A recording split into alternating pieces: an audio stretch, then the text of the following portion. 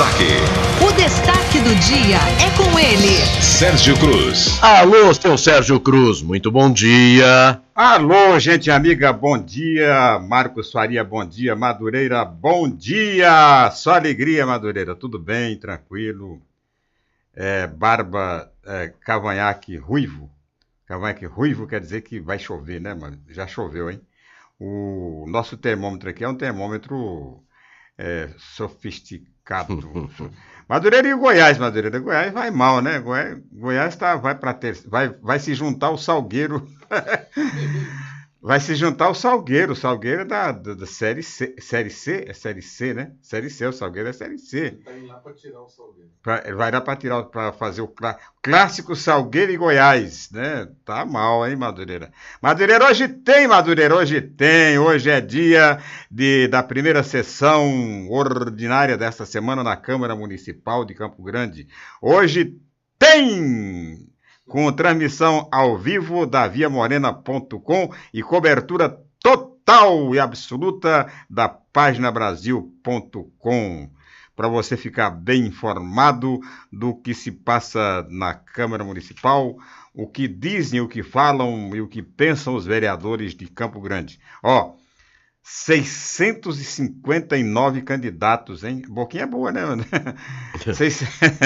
659 candidatos para disputar 29 vagas, né? Então, vai ter candidato aí que vai ter que rebolar para conseguir chegar no dia da eleição, o pessoal ficar sabendo que ele é candidato, né? Porque vai ser difícil. Com esta dificuldade que tem hoje de se fazer campanha, e está cada vez mais difícil. Estou vendo aqui no jornal que não vai poder fazer passeata, vai ter restrição para carreata, aquelas plaquinhas que botavam, aliás, aquela imundície, né? Aquelas plaquinhas colocadas nos canteiros, também não pode. Bandeiraço agora, só uma bandeira de cada partido, de cada candidato, em determinados lugares. Quer dizer, vai passar a campanha e a gente não vai ficar sabendo que se houve campanha ou não houve campanha. Tem gente que defende isso, né? Que devia ser uma campanha totalmente silenciosa, tá igual diabetes. Campanha igual diabetes, né? Tudo silenciosa, tranquilo. Tem outros que defendem, né, uma campanha mais desenvolta, mais despojada, uma campanha mais festiva, uma campanha que mostre realmente o lado alegre da democracia, né, com o povo na rua, com os comícios. Primeiro eles proibiram a camiseta do candidato, depois proibiram o boné, depois proibiram o showmício. Agora estão proibindo as carreatas, as passeatas, as arriatas. Não pode, água mineral não pode, né? Se tiver rótulo, não pode. Então, há uma série de proibições que terminam beneficiando duas categorias políticas. Primeira, a categoria de quem tem bastante dinheiro. O cara que tem candidato que tem bastante dinheiro vai se dar bem. Quer dizer, se faz tudo para evitar o uso e o abuso do poder econômico e termina abrindo para o uso e o abuso do poder econômico. Porque o candidato que tiver campanha não faz sem dinheiro, compadre. Negócio de fazer campanha sem dinheiro, negócio de campanha franciscana, é coisa para discurso, né? Porque, em verdade, o candidato tem que ter o mínimo de recurso para ele poder se movimentar, para ele poder andar pela cidade, para ele poder contratar um cabo eleitoral, para ele poder pagar aluguel de um comitê. Então, ele tem que ter o mínimo de recurso para ele pagar, se for o caso, a produção de um programa de televisão, pagar primeiro a produção da sua propaganda na internet, porque propaganda na internet tem que ser bem feita, tem que ter, né, um estúdio para fazer os discursos dele, é de graça, né? Ele veicula nas redes sociais, veicula nas redes de vídeo, no YouTube e tal, é tudo de graça, mas tem que ser bem produzidinho, bonitinho, senão ele vai virar chacota. Então vai ter que gastar dinheiro. Então o que vai acontecer? Quem tem algum recurso próprio, gasta e chega lá, tem muito mais chance. E a segunda categoria é daqueles que já estão na política. É o vereador, no caso do deputado, já está na política. Ele passou 4 anos fazendo campanha. Então, ele precisa menos de se mostrar durante a campanha eleitoral do que um candidato novo. Quer dizer, então, o que vai acontecer? Vai dificultar ainda mais a renovação política. Aqueles que esperavam, não, agora eu vou pegar, né? Que são 200, são 29 vagas, não pode gastar dinheiro, eu não tenho para gastar, e o cara também não pode. Mentira, o cara pode. Se ele tiver dinheiro, ele pode gastar. O que ele não pode é gastar dinheiro de empresas, né? Não pode, porque ele não pode captar recurso de doações de empresa e tal, mas o resto ele pode fazer. Se ele tiver uma grana boa, né? Dinheiro dele, ele pode gastar na campanha. Gasta. E termina. Porque o problema da campanha, a dificuldade é você aparecer na campanha, você se mostrar. É o eleitor saber que você é candidato. De repente você tem um potencial eleitoral grande, mas o eleitor não sabendo, como é que vai votar em você? Vai adivinhar que você é candidato? Então, essas proibições, elas levam a. Eu não estou colocando aqui a responsabilidade da proibição em cima do Ministério Público e da Justiça, absolutamente. Eu acho que esses estão executando as leis que foram feitas pelos políticos. E os políticos fizeram essas leis exatamente para se proteger, né? É o instinto da sobrevivência. Então, se eu já tenho o meu mandato, eu vou preservar o meu mandato, é claro. O deputado, o senador vão fazer leis que impeçam o máximo possível as renovações políticas, para ficar pelo menos igual aos Estados Unidos. Nos Estados Unidos, a renovação não passa de 10% em cada eleição. Aqui chega a 40%, 50%. Lá não passa de 10%. Lá tem senador e deputado de bengalinha, que começou com 20 anos de idade e está com 80, 90 anos e continua senador e deputado. Quer dizer, não renova. Esta lei é muito boa porque dá silêncio, não suja a cidade. Você não tem que ficar ouvindo discurso de candidato prometendo leite encanado. Você não tem. Mas tem essa desvantagem, a desvantagem de você não conhecer os candidatos. Então você termina votando sem saber em quem você está votando, você de repente termina se apaixonando por um candidato cujo passado você desconhece. Tudo por quê? Porque há uma restrição enorme na propaganda. Você não pode fazer propaganda. Na televisão, por exemplo, só aparecem mal e porcamente os candidatos a cargos majoritários de grandes partidos. Porque um dos pequenos partidos vai ser o melô do Enéas, não tem para onde escapar, né? 30 segundos, 40 segundos, então vai ficar difícil. O debate, ele termina privilegiando também candidatos de grandes partidos, porque não cabe todo mundo numa mesa de debate, termina ficando extremamente cansativo, né?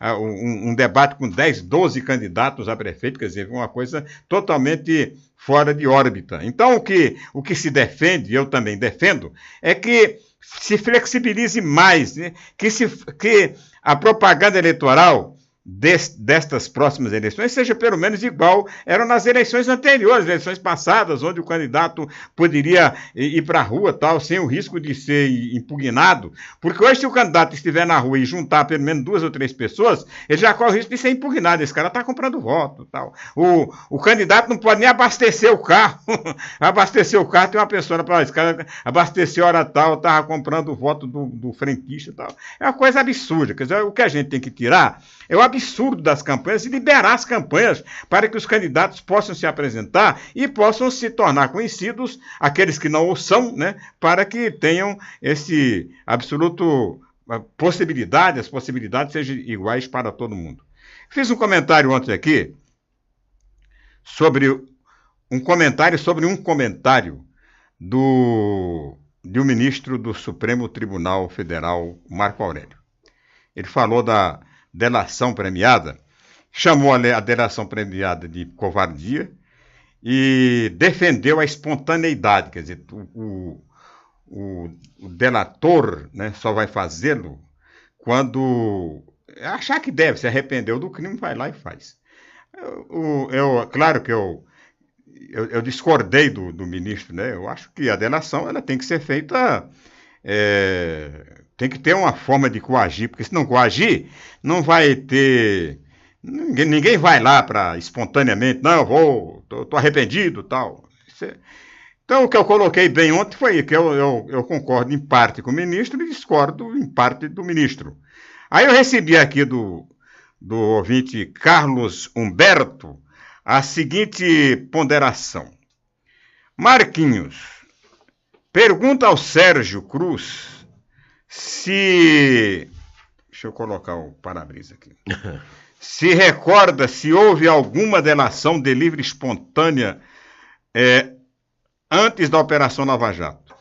Ele tem que entender, se não houvesse essa estratégia, ninguém iria falar nada. Que inocência do Sérgio Cruz. Quer dizer, a inocência minha não, Carlos Humberto, a inocência do ministro, né? Porque eu acho que tem que ter a delação premiada, pode haver coação. Agora, o que eu sou contra é a tortura psicológica. Essa eu sou contra. Quer dizer, tortura para mim, eu sou contra, tortura nunca mais. Nem psicológica e muito menos tortura física. E o que acontece na Operação Lava Jato é uma tortura psicológica, que termina, né, desmoralizando o próprio instituto da delação premiada. Por quê? Porque o cara que passa lá 60 dias, 90 dias, 1 ano na cadeia, ele termina falando tudo, né? Falando o que sabe, o que não sabe, o que deve, o que não deve. Eu vou citar um exemplo, um exemplo claro aqui.